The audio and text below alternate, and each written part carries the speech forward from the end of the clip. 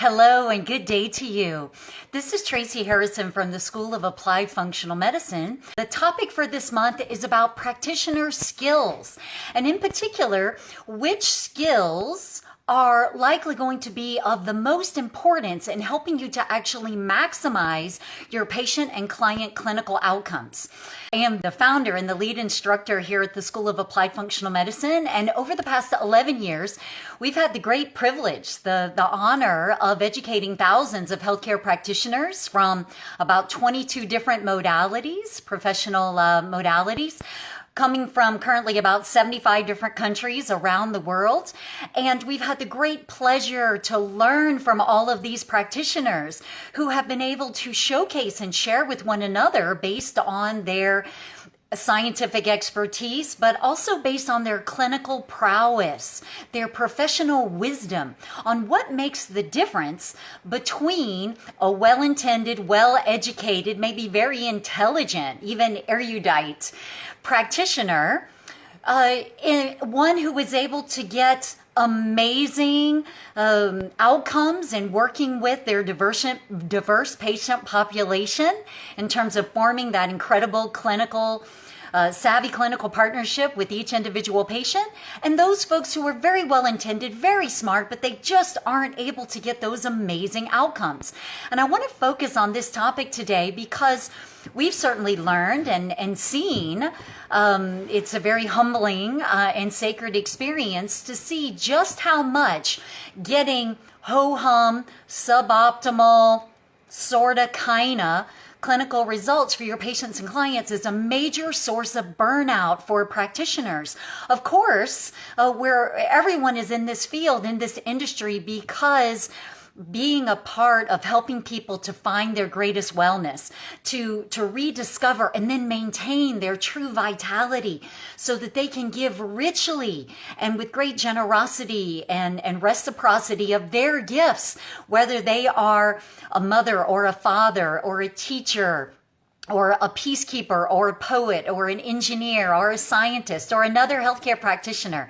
People give most grandly and generously and creatively of their personal gifts when they feel great, when they don't just feel okay or fine or getting by, but when they feel high vitality, then they are able to give their greatest gifts to the world. And this is where all of us as healthcare practitioners have a tremendous opportunity, I believe a sacred responsibility, to give the best of our skills to the people we're passionate about serving in our practices so that they can turn around and share generously from their gifts. And I just want to, first of all, acknowledge that I deeply appreciate there are many practitioners out there who are committed to excellence. You want to help create and empower wildly satisfied, high vitality patients and clients in your practice, but you just struggle to do that, or to do it consistently. And certainly there are obvious reasons why that might be. Indeed, functional medicine, in terms of working most commonly with chronic disease dynamics, we've spoken many times about the tools, the assessments, the approach in acute care or emergency care, acute disease treatment or disease management. What best thrives in that particular slice of the healthcare pie tends to be quite different from what is most effective when we are looking at chronic disease reversal and regression and the actual step-by-step restoration of functional balances that allow people to not only get well but stay well on an ongoing basis. And that this, of course, is not just about the practitioner's skills and the practitioner's actions and interventions. It's also about what you are able to ignite in partnership with the patients and clients that you serve so that individuals are educated, inspired, and empowered to change their lives, to make different choices on a day-over-day basis about all of the different habits and behaviors that establish and affirm and maintain health foundations. That naturally allow the body to be more resilient in the face of unexpected challenges on an ongoing basis. And so while we certainly acknowledge the power and the importance and the absolute blessing of living on the leading edge for many of us, I think, in emergency and acute care, today I want to acknowledge some very different, in some cases, skill sets that are critically important with regard to maximizing clinical outcomes through the functional medicine lens, and specifically with regard to helping people not just manage, but ideally transcend chronic disease dynamics.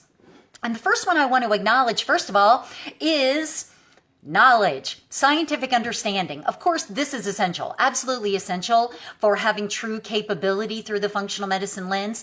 Do you understand not just the superficial level, but do you understand the nitty-gritty of interconnected physiological functioning and the biochemistry that fuels that physiology? You must absolutely understand that. And it's one of the things we're obviously passionate about here at the School of Applied Functional Medicine is teaching that from a core root foundational educational perspective, not just enabling people to memorize facts and concepts, but teaching them through repeated exposure to really richly understand them. I think it's really hard for any practitioner to have strong capability and true confidence. And confidence is one of the biggest balms to overwhelm, by the way. If you feel a little bit like a pretender, or perhaps have a little bit of imposter syndrome, or I'm not really sure I know what I'm doing, it's going to be very challenging for you to feel confident, and very challenging for you to be able to do this work without feeling overwhelmed, because that's that constant niggling negativity and questioning in the back of your head. And certainly education, scientific knowledge is critical for that. But I want to balance the scientific understanding, which is perhaps a skill or a capability that we all would agree to. I want to balance that with the skill of humility. And I'm referring to humility as a skill rather than a trait, because humility is something we act on. It is an action.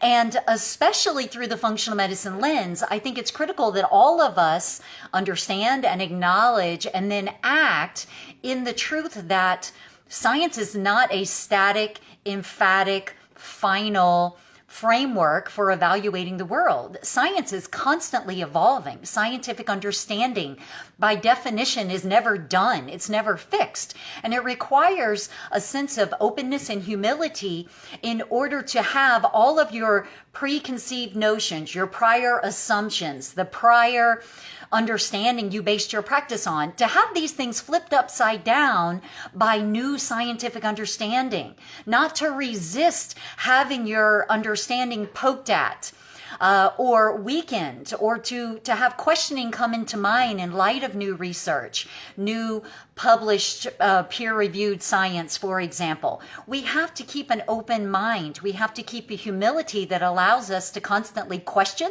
what we may have taken for granted in the past. And this, by the way, also includes, I believe, a humility and openness to being questioned by your peers.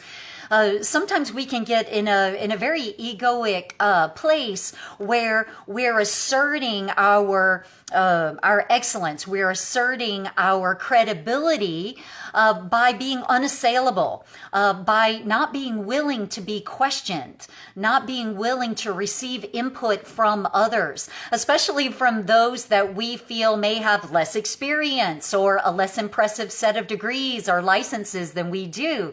And we get into this sort of credentialed infighting and hierarchy that I don't think serves our clinical outcomes at all.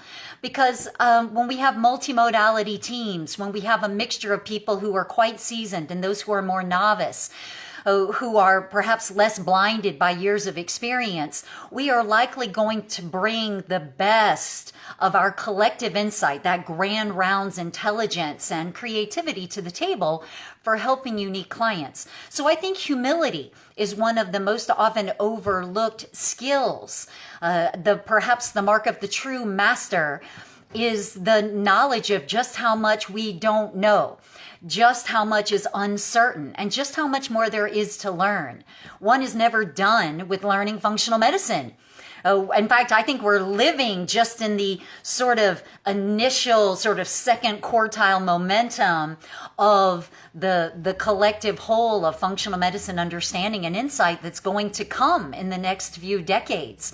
And so this requires lifelong learning, an openness to seeing what we may have missed, and a willingness to be questioned, a willingness to have others point out what we might have missed. And instead of feeling threatened, instead of feeling challenged, to be grateful for having a like-minded community of peers, of colleagues that we can be supported by.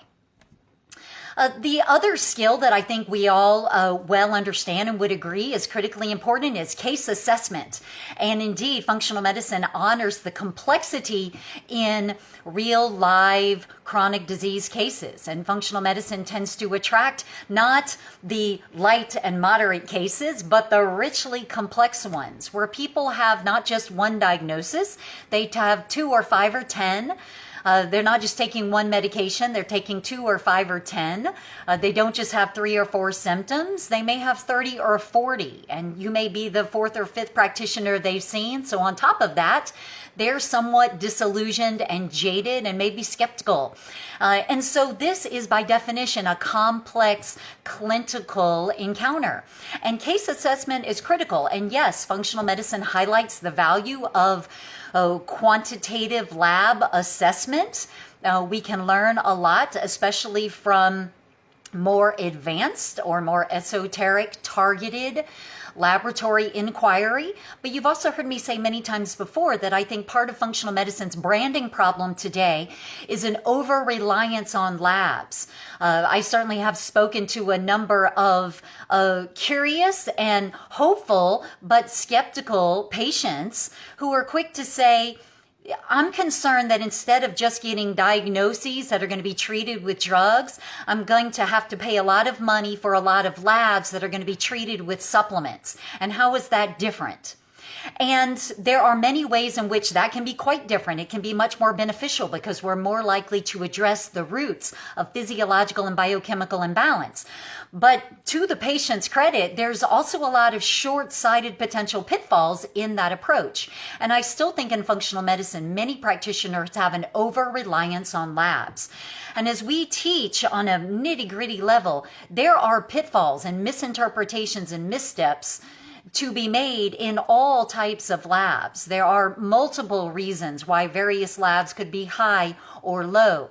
And we must become quite savvy in not jumping to conclusions based on labs, but also not getting lab tunnel vision, where we start to discard the patient's life experience, the nuances in the patient's story, or their intuition about what's actually happening with their body, because, the labs don't agree with that. The labs don't play that out.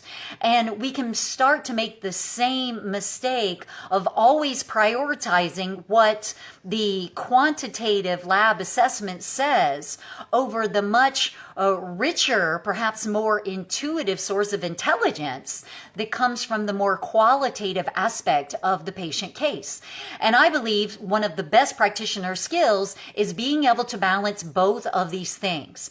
At SEFM, we talk about the skill of puzzle piecing. Just like if you took a jigsaw puzzle and dumped out all the pieces on the table, there's all these different colors and patterns, and it can be really overwhelming. And it's a skill to be able to flip over all the pieces and start to move them around and start to form clusters of pieces that fit together. Maybe because they have a similar color in them or a similar pattern, or it's all the corners or the edges. There are similar rubrics to use in the functional medicine world that can help you to see how puzzle pieces fit together to start to explain the burgeoning picture of the disease dynamics in a unique patient.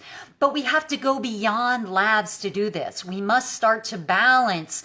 Yes, labs can be important, but we must not become overly dependent on them. And I believe, I'm very passionate about, we must learn to be incredibly effective as practitioners without the benefit of labs. Sometimes labs simply aren't available. Maybe no labs at all are available, or maybe only basic everyday annual physical labs. Simple blood labs are available. And can you still be an incredibly effective practitioner without the crutch of being able to get a stool test and a food sensitivity test and a toxicity test and an organic acids test and a nutrient panel and so on and so on and so on?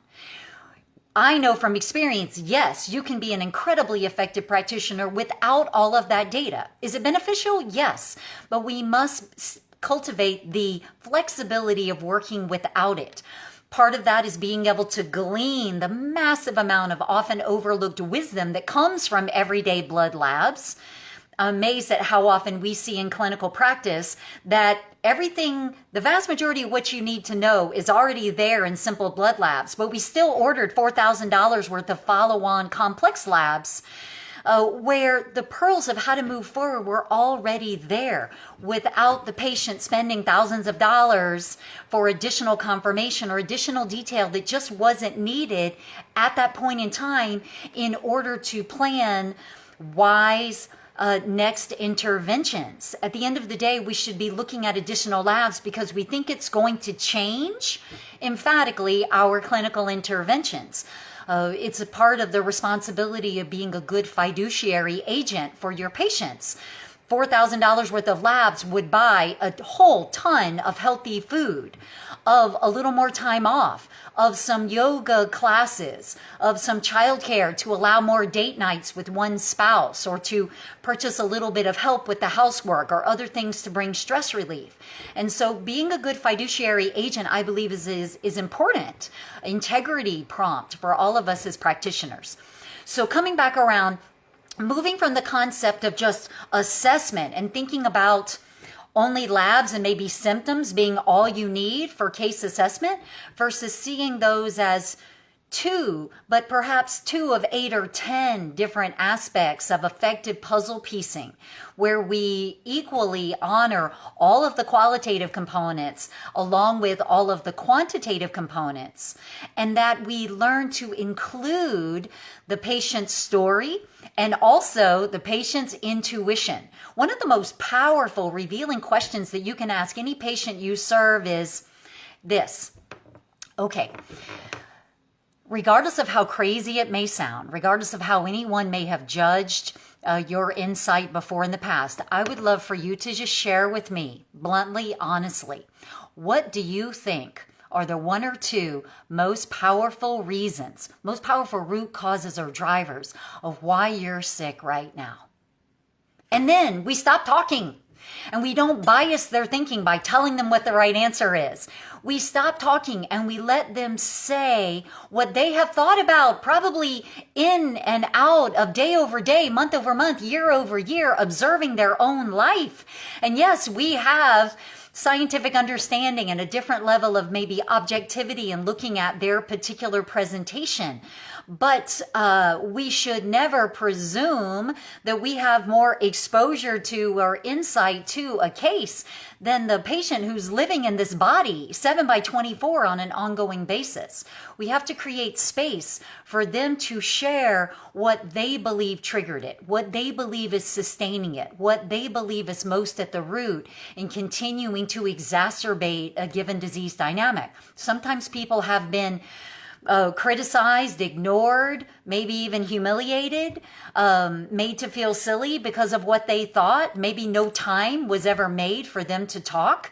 They were simply, or to share, they've been simply talked at and told what the right answer is. And if we want to help someone to truly get well, and most importantly, to stay well, we've got to broaden our definition of assessment to include the full concept of puzzle piecing. A third piece that we know is really essential for being effective through the functional medicine lens is having plentiful education and a big toolbox.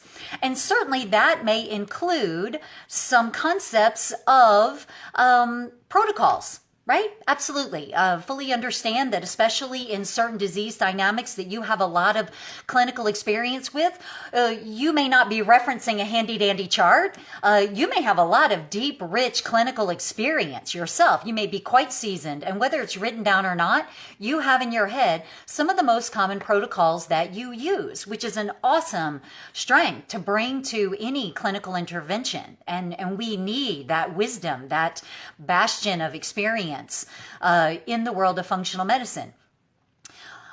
But we must balance what we think about as a protocol, sort of a standard approach, a functional standard of care, if you will. This is the way that you address H. pylori. This is the way that you address insulin resistance. This is how you stabilize immune hypervigilance for asthma so you can start to address the root causes, right? These sort of standard protocol approaches. Well, a skill is being able to stay in the space of beginner's mind. I actually think increasingly that beginner's mind may be the most important skill set for a practitioner who uses functional medicine to have. And beginner's mind is about being able to stay in the space of being present for the case with an open mind, without already thinking ahead of time about what the right answer is, but with an open mind so that you don't miss the nuances, the contraindications, the considerations, the vulnerabilities, the interconnectedness that will tell you, especially if you're seasoned, how to customize your approach for this unique person. So that instead of having a cookie cutter approach, for the things that we tend to specialize in our practice, we have a basket of tools and we become quite skilled at using a variety of tools depending on who this unique person is in front of us. This is about helping to ensure that we can satisfy the diverse considerations of the people who present to us, and so that we see them as a unique human being, right? We see Mary, who's 36, who was sexually abused as a teenager, who has estrogen dominance and heavy debilitating menstrual cycles. Oh, right, and she's hypothyroid, right? We see Mary, and we see Mary with all of her nuances and all of that rich interconnectedness, rather than Mary's just another hypothyroid patient, right?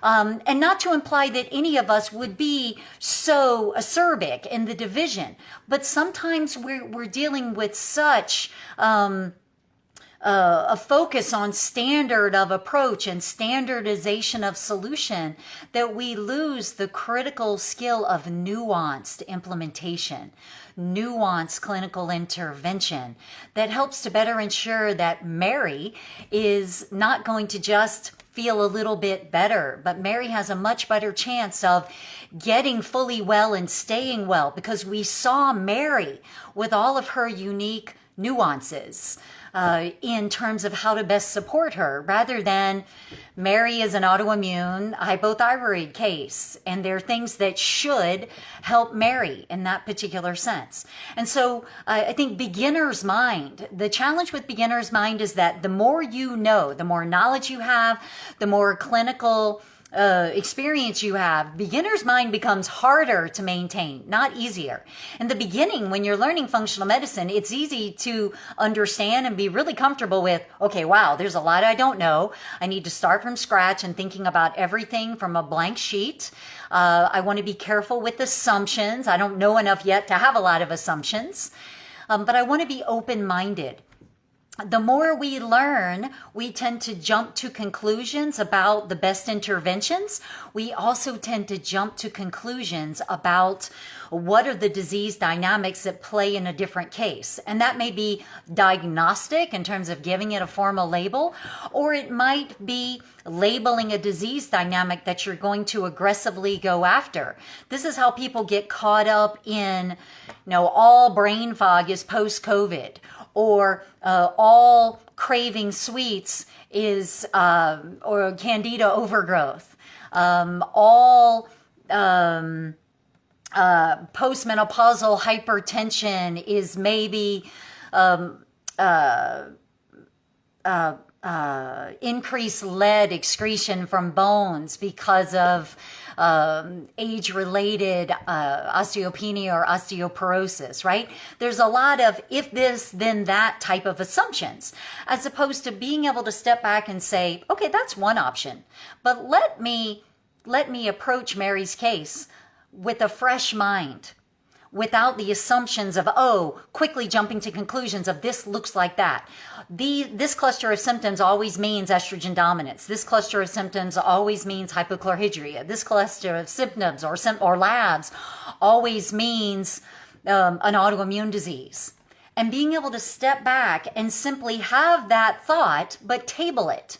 And then to ask ourselves, okay, but if it's not that, what else might it be?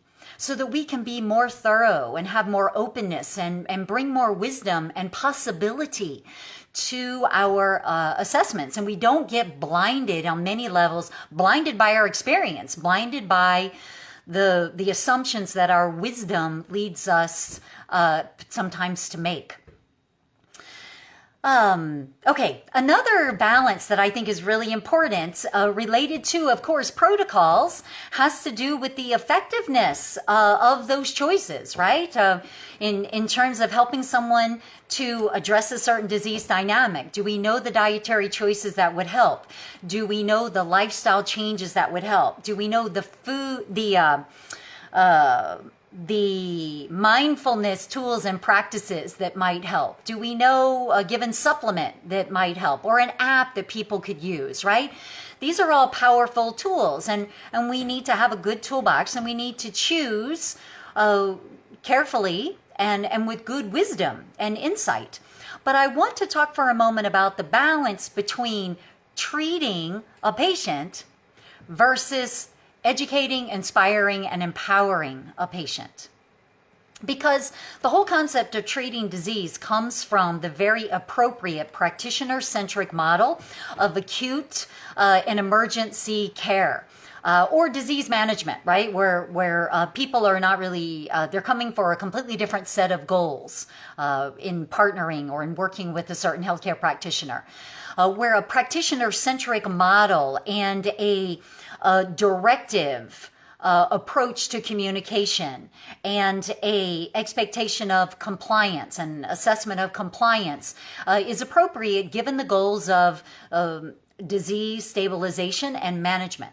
But when someone is coming to you for help through the functional medicine lens in order to assess, identify, reverse disease dynamics, and then maintain a higher state of vitality, we're very unlikely to have amazing clinical outcomes if we maintain the approach of, you're the patient, I'm the practitioner, I'm going to bring understanding to you, and with my interventions, I'm going to fix you. I am the healer, you are the recipient of my healing, and I am going to give direction or instruction to you that I expect you to be compliant with, which is a very obviously practitioner-centric model, right?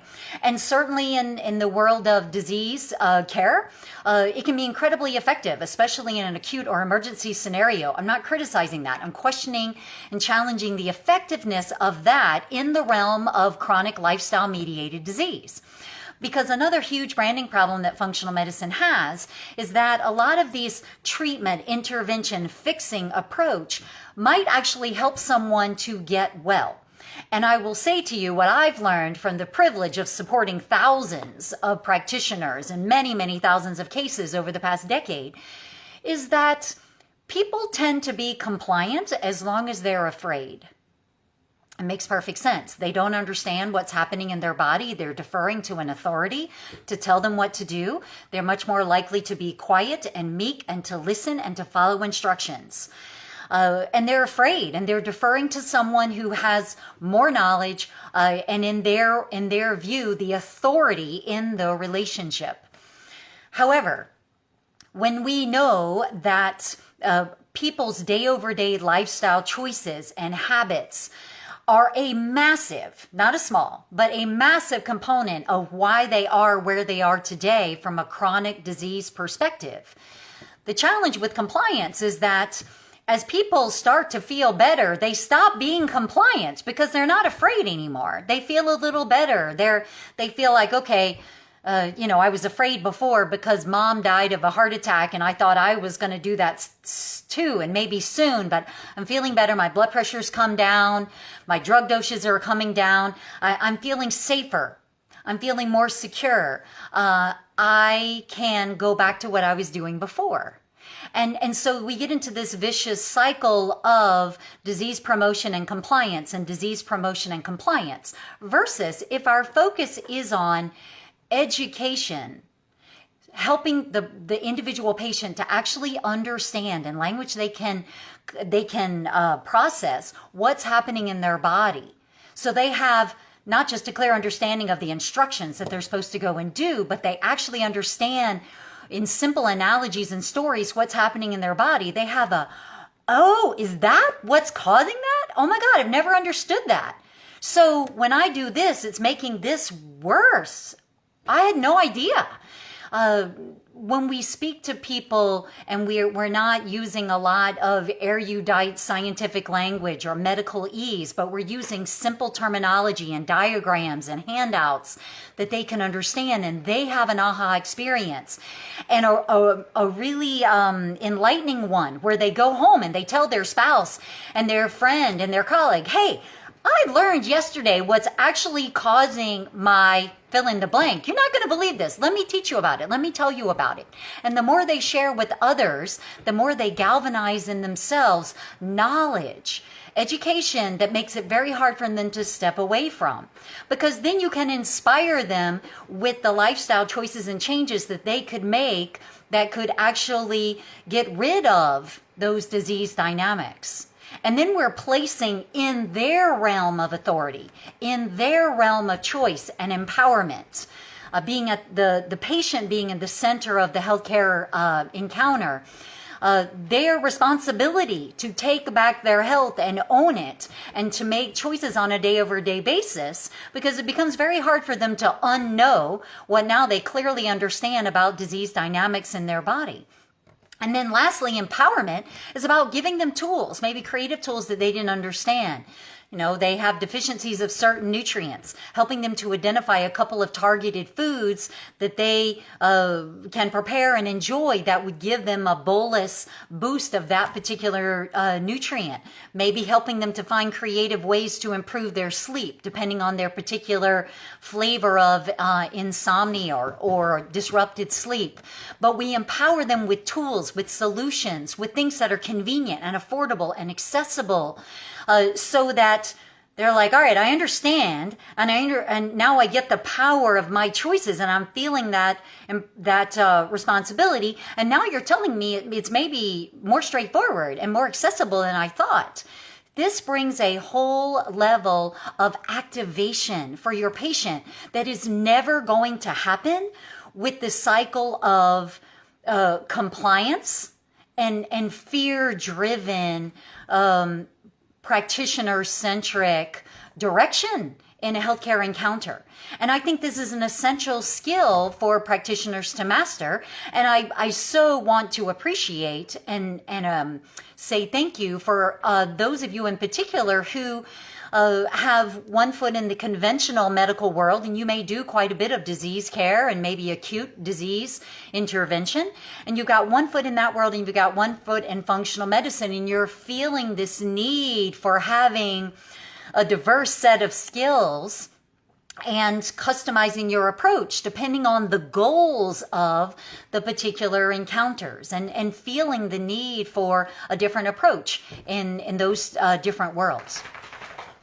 The next piece I want to mention is from a skill set viewpoint is about the ability to set expectations right up front. We live in a culture of quick fix. We live in a culture where people are used to popping a pill and they feel differently in a half an hour. Popping a pill that emphatically shifts or numbs something artificially in their body so they get some sort of relief.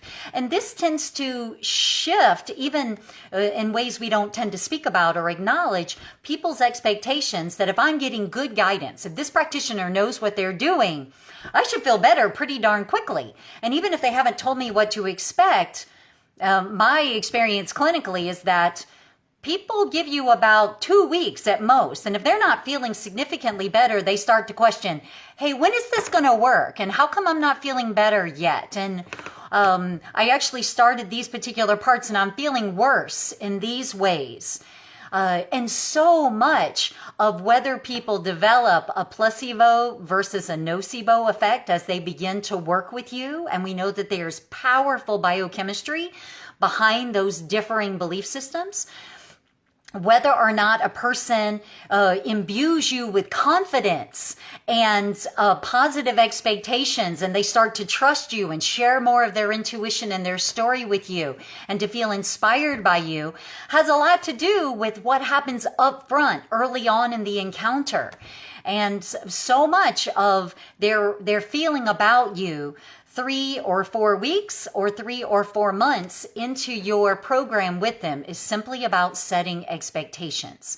If we don't tell people realistically how often it typically takes to reverse a certain disease dynamic, they're way more likely to assume it's going to be faster than it most typically is.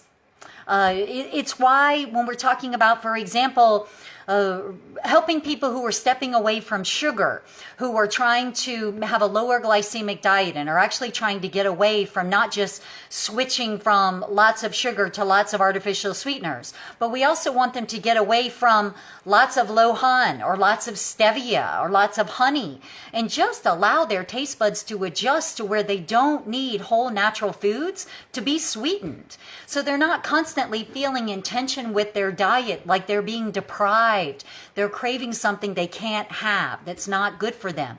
A huge part of that, as we know, is helping people's taste buds to recover so that something like a simple apple or a plain sweet potato with nothing on it tastes fantastically sweet and satisfies those taste buds, satisfies that craving, and that this takes time. Well, if you don't educate people, my experience after helping hundreds of people with this is that they don't think it should take longer than about 2 weeks.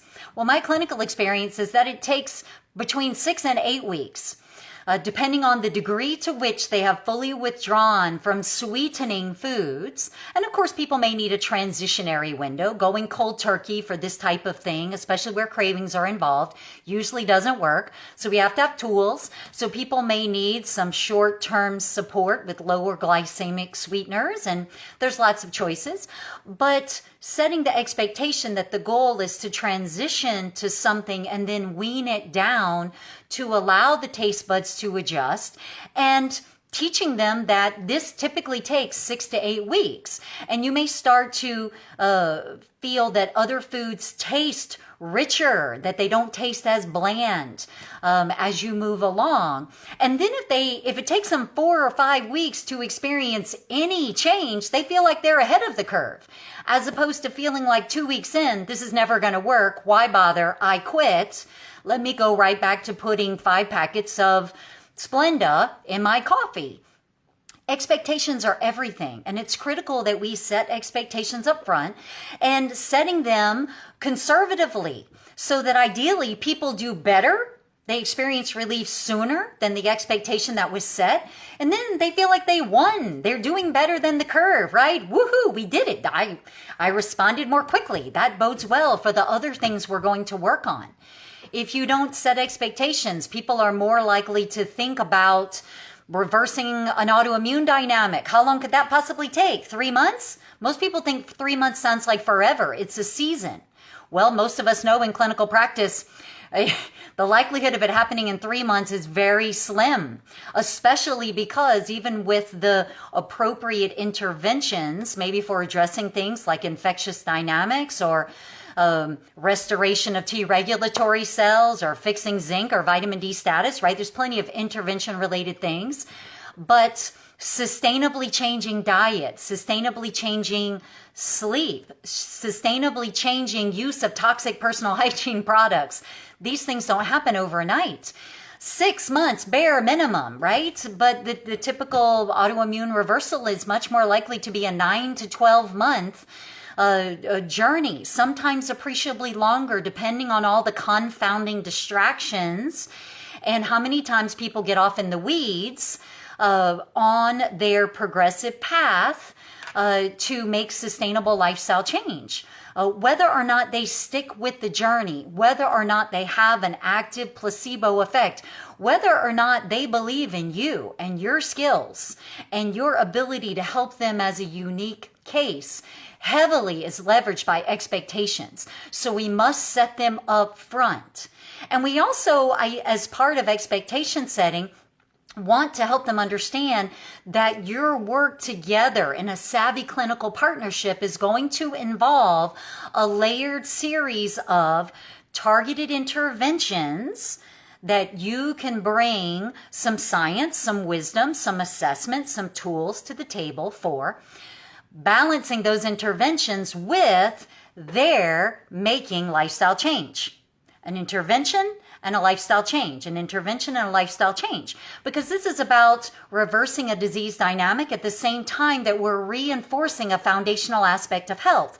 And when you're oscillating between these two things and building a strong, sustainable foundation together, you make it much more likely that the improvements people reap because of your interventions have a hope of being resilient, have a hope of being sustainable in the face of unexpected life events.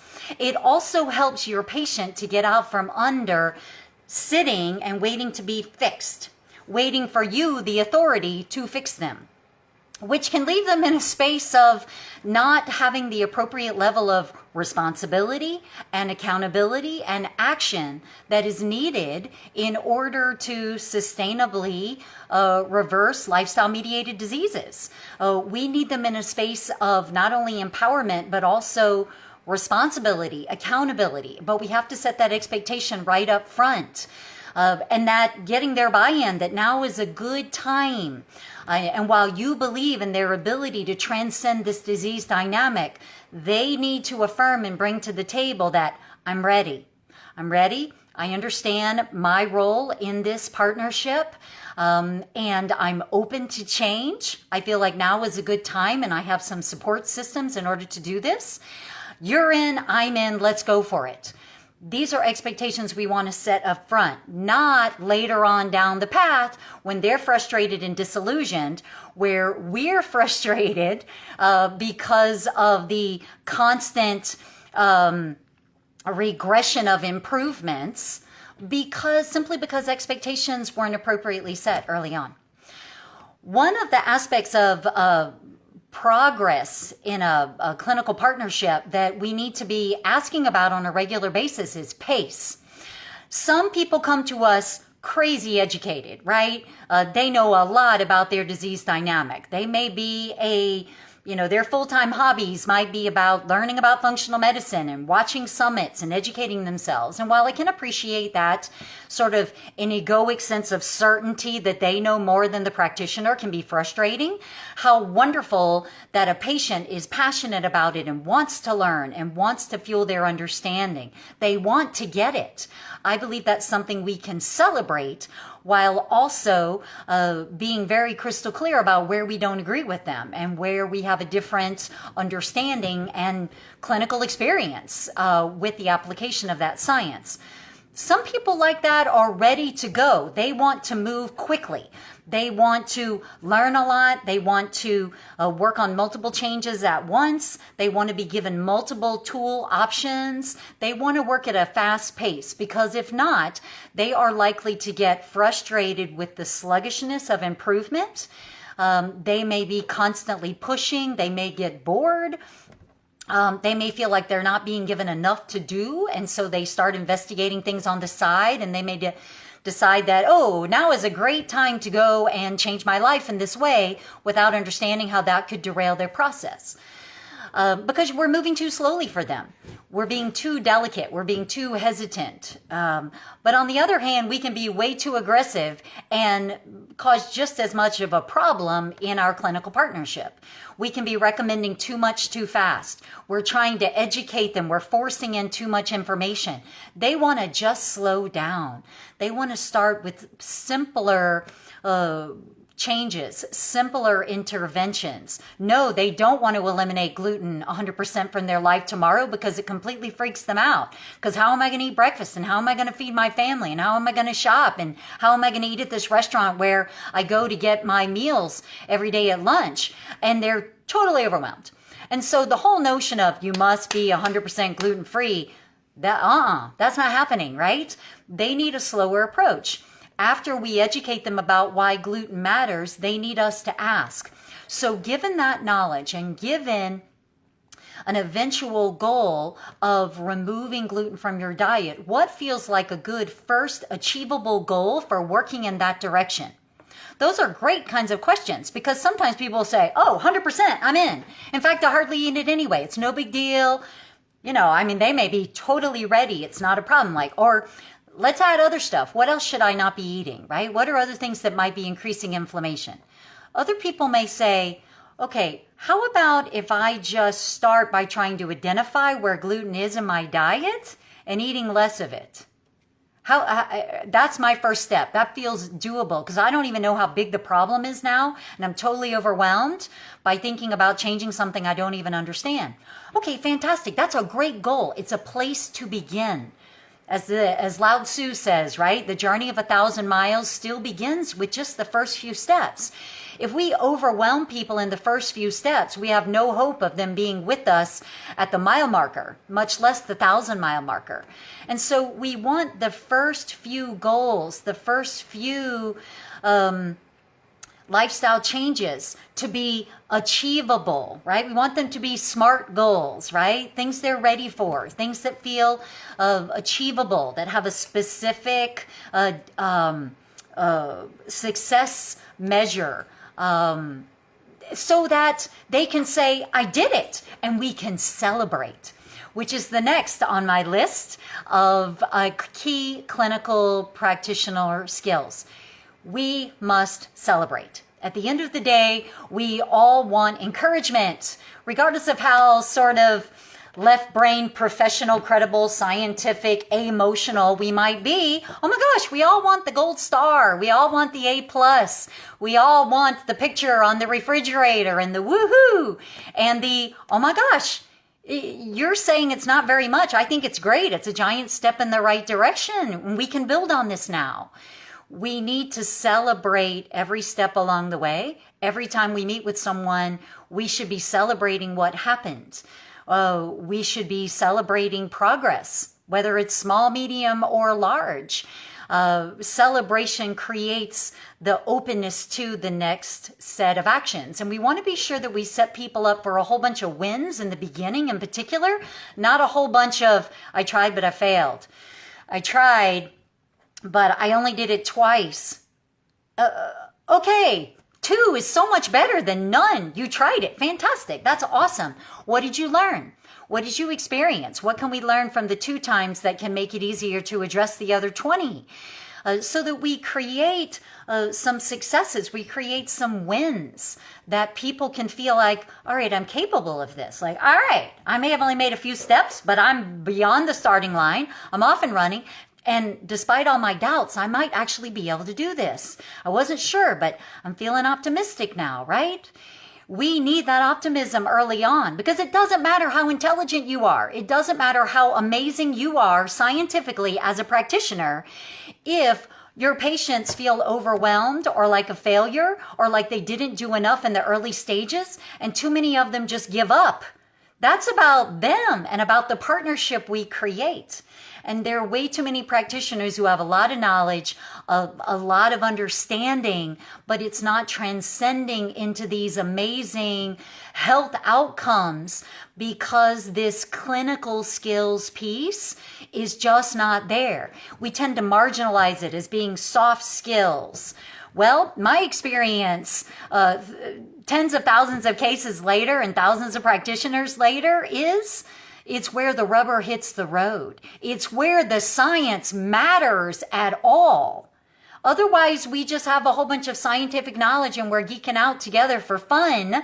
But if we're not able to parlay that into the clinical skills to help people get well and then most importantly stay well, I think we could argue that beyond our own curiosity, that scientific knowledge, even if you're incredibly seasoned and wise and intelligent, that scientific knowledge is not going to be very fulfilling in terms of helping you to be a part of healthcare transformation.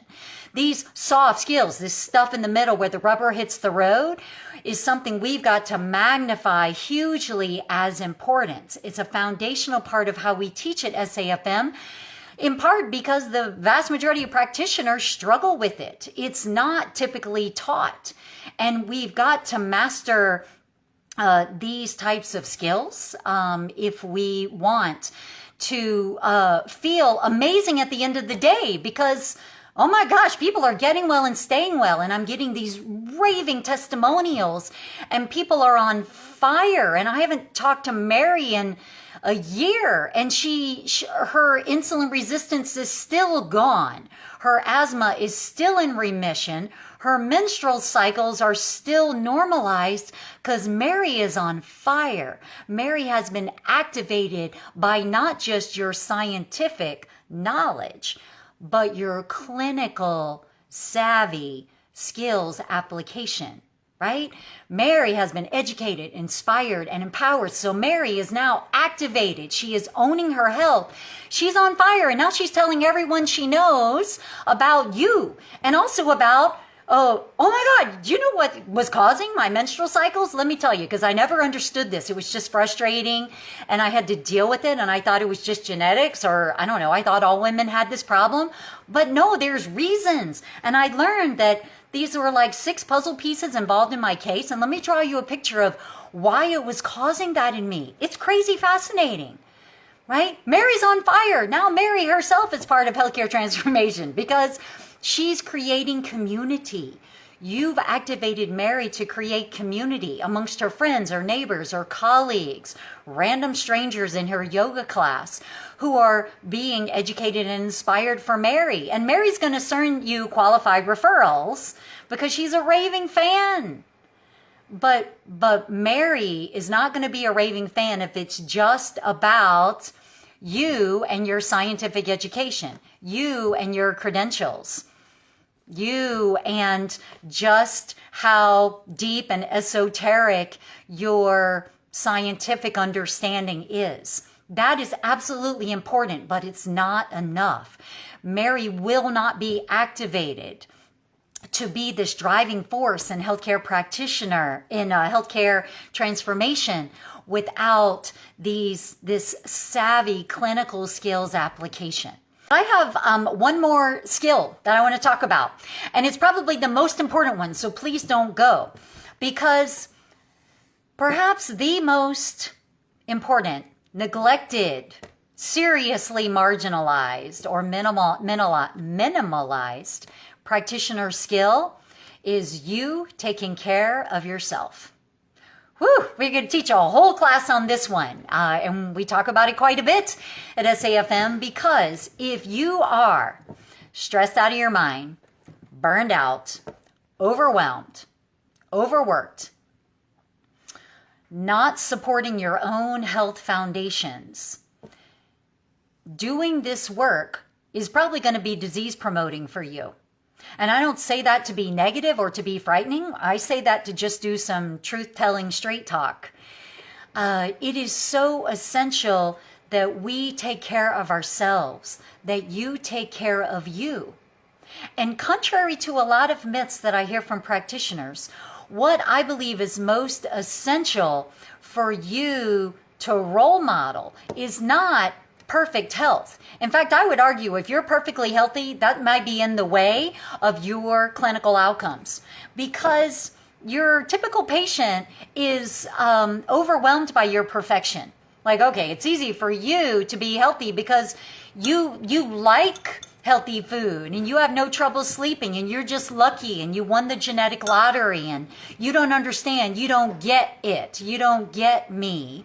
You're perfect. How could you possibly understand how freaking hard it is to do this? How could you possibly understand the chaos of my life and why I'm trying to not have cardiovascular disease, but I have 97 other concerns in my life?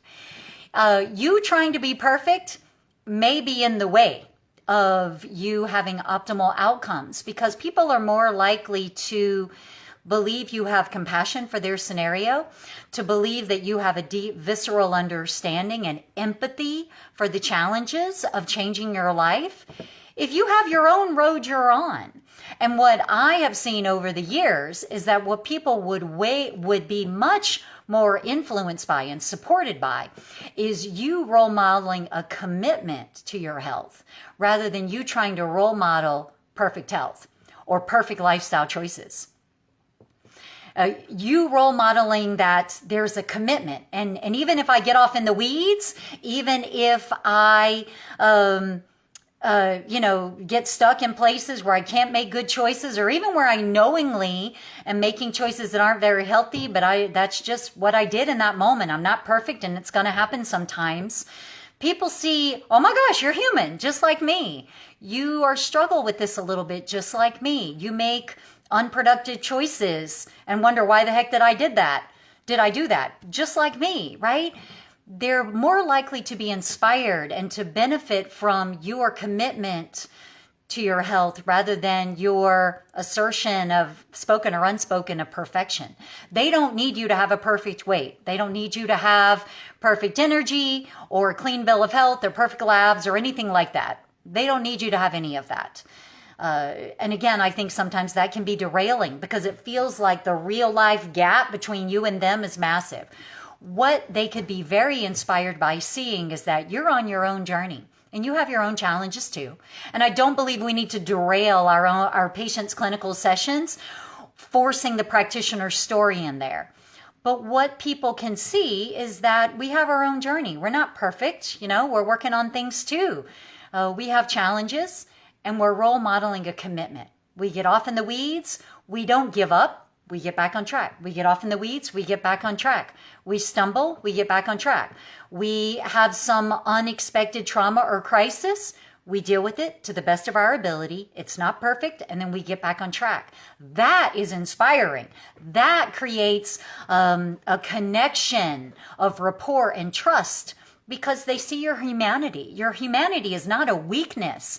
We've got to get rid of this veil of perfection in medicine and healthcare, in the sense of belief that somehow there's this bastion community of healthcare practitioners who have perfect knowledge and perfect choices. And then there's the rest of the people who aren't, who have less.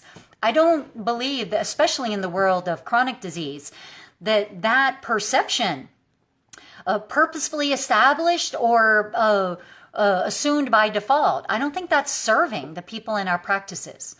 But our self-care, that commitment to our self-care that allows us to be rested and grounded and therefore have a good sense of humor and to have a positive outlook and to be present for the person in front of us rather than 37 other stressors or worries about our own lives going on in our minds, so we're only half focused on what the patient is telling us. These things are essential. I think you investing in a good diet, you investing in a good mindfulness practice, you prioritizing good sleep hygiene, you're prioritizing the fun, the joy, the pleasure, the laughter that fuels you. Friends, these are business expenses. They are essential components of your preparedness to be an amazing practitioner. They're not optional. They're not optional.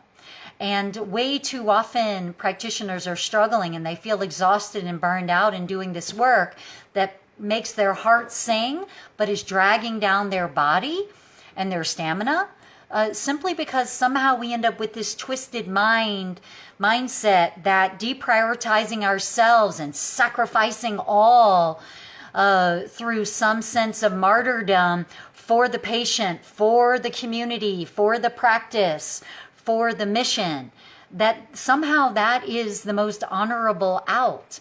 And that's really kind of sick and twisted, my friends. I don't think there's a lot of that that helps to role model anything for our patients and clients, or for that matter, our family members or our children, around how do you fill your own cup first so that the generous overflowing you can, with a grateful and generous, abundant heart, share it with other people, not because of martyrdom, but because you filled your own cup first and you have that abundance to give. You have that extra intelligence, that extra intuition, that extra creativity, that extra compassion, extra everything. You have it to give because it overflows from filling your own cup first. I think this is an absolutely essential practitioner skill. And doing that as a priority could potentially make any or all of the other things I mentioned more accessible. Thank you so much for being with us today. And I want to thank you all for being here and doing this work. Putting yourself out there, being willing to have the compassion, the commitment, the courage to be on the leading edge of the future of effective healthcare for chronic disease. I see you, and I thank you for the privilege and the honor of supporting you.